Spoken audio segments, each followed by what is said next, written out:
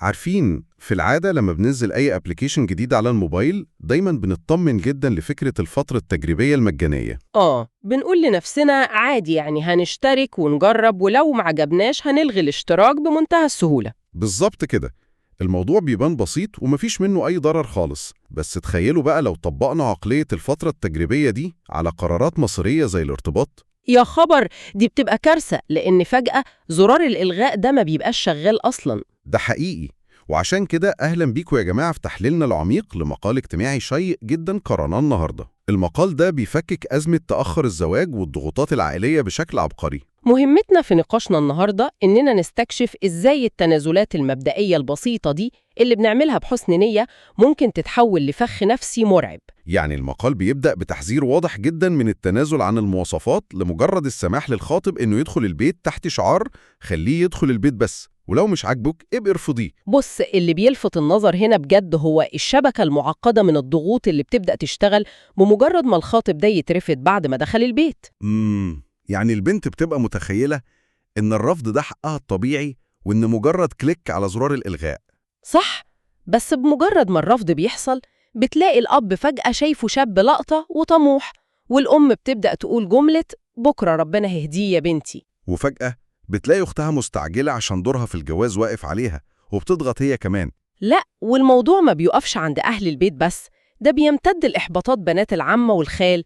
تلاقي اللي شايفة إن الدين مش كل حاجة بسبب تجربتها هي، واللي بتشجع على الانفلات وتقول لها عيشي حياتك. الموضوع عامل بالظبط زي الفترة التجريبية للتطبيقات.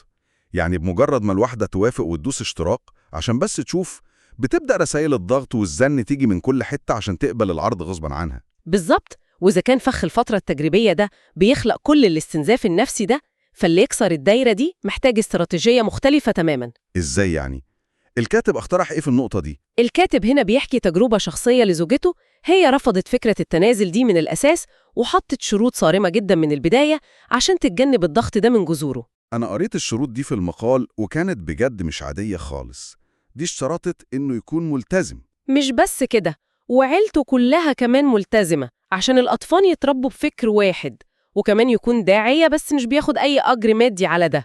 طب ثانية واحدة، وهنا بقى الحتة اللي بجد مدهشة في القصة. دي اشترطت كمان يكون اسمه أحمد. متخيلة؟ المفارقة هنا إن الشروط التعجيزية دي بسبب يقينها الشديد جابت لها نفس الشخص بكل المواصفات دي حرفياً، اللي هو الكاتب نفسه. واو. طب يا جماعة، بما إننا وصلنا للنقطة المدهشة دي من قصتنا، يا ريت تعملوا لايك وتشتركوا في القناة دلوقتي حالا عشان توصل لكم كل نقاشاتنا العميقة أول بأول. الفكرة دي بقى بتاخدنا للصورة الكبرى. المقال بيستند للحديث القدسي أنا عند ظن عبدي بي. هي دي سيكولوجية التوقع. يعني التوقع الإيجابي واليقين التام بيجلب الخير، صح كده؟ أكيد، بينما توقع الأسوأ وإن كل الرجالة مثلا هيبقوا زي شخصية مصطفى أبو حجر، ده لوحده بيجذب النتيجة السلبية. التعميم السلبي ده بيخلي الواحدة تدخل أي علاقة وهي أصلا في وضع دفاعي، وده كفيل يفشل أي ارتباط حتى لو الطرف التاني كويس. بالظبط، بتلاقيها متحفزة لأي غلطة. طب خلينا نفكك الكلام ده شوية. الكلام عن اليقين ده عظيم جدا، بس هل ده معناه إننا نقعد نتفرج ومنعملش حاجة؟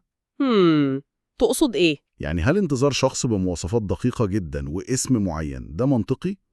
إزاي السيكولوجية دي بتشتغل من غير ما تبقى مجرد أمنيات أو تفكير سحري؟ ده بيطرح سؤال مهم جدا بصراحة. سيكولوجية التوقع هنا مش مجرد أمنيات.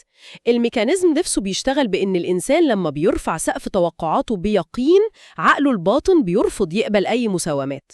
يعني احنا ما بنجذبش الخير بالسحر، احنا بنجذبه بإننا بنقفل الباب بحزم قدام أي اختيار غلط، صح؟ صح جدا، فبنوفر طاقتنا للشخص الصح. العبادة الحقيقية هنا مش السلبية أو الكسل، هي الدعاء واليقين. إدراك قاعدة اعملوا فكل ميسر لما خلق له معناه إننا نسعى. بس السعي ده ما يكونش مبني على التنازل عن مبادئنا الأساسية عشان بس خايفين. هي إن الزواج متعلق بالأقدار، الأقدار اللي مكتوبة بحكمة، مش بالقطار اللي بنجري نلحقه بأي تنازلات عشان خايفين يفوتنا. الجملة دي عظيمة، الأقدار هي اللي بتحركنا مش خوفنا من القطر. وده بيسيبنا قدام فكرة بجد محتاجة تفكير عميق مننا كلنا. لو كانت توقعاتنا وحسن ظننا بيشكلوا واقعنا بالطريقة دي وبيخلوا عقلنا يرصد أنصاف الحلول، إيه هي القرارات التانية في حياتنا اللي بنقبل فيها بأنصاف الحلول لمجرد خوفنا إن القطر يفوتنا؟ سؤال يخلي الواحد يراجع حاجات كتير في حياته فعلا. شاركونا انتوا بقى في التعليقات إيه أغرب أو أطرف ضغط مجتمعي شفتوه في مواضيع الارتباط. وما تنسوش تشوفوا باقي حلقات السلسلة دي وتلفوا لفة في السلاسل التانية الموجودة على القناة. سلام.